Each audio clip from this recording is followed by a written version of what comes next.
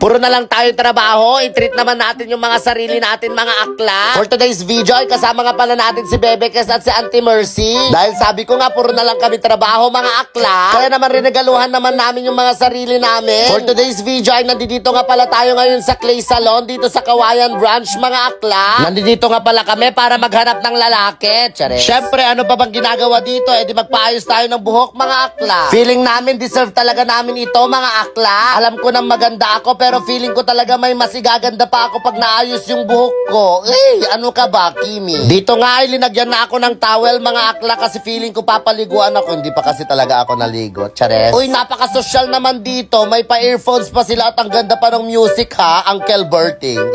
Kimi. Pantakip yan mga akla para ata hindi makulayan yung tenga. Inaplayan na nga ni ate ng pang first layer ng bleach yung buhok ko. Oo, bleach mga akla kasi magpapapalit tayo ng kulay. O, diba? Kaya mo yon, Kimi. After nga mapatungan ng first layer ay sumayaw-sayaw muna tayo dito.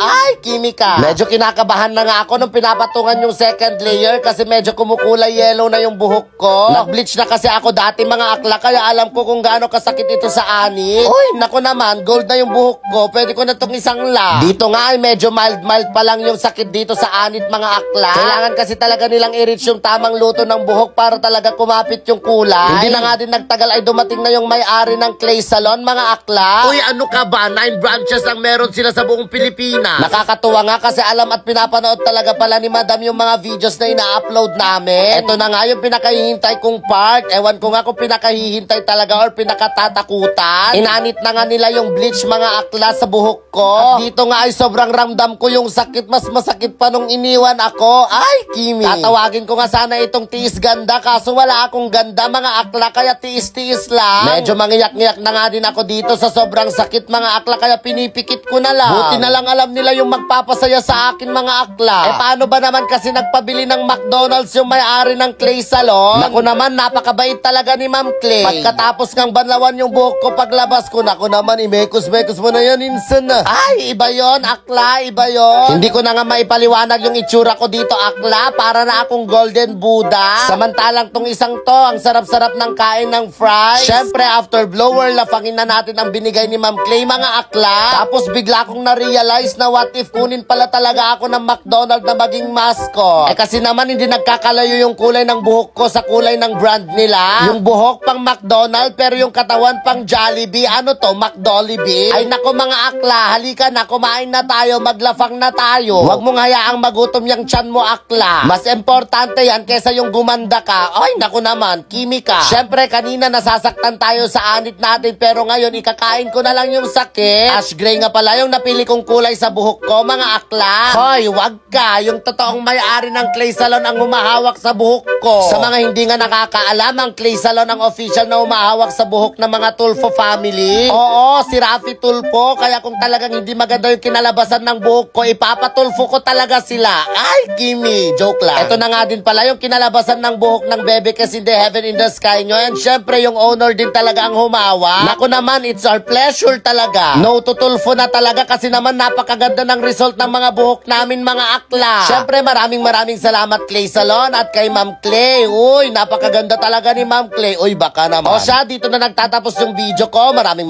salamat sa lahat ng mga nanood. Bye.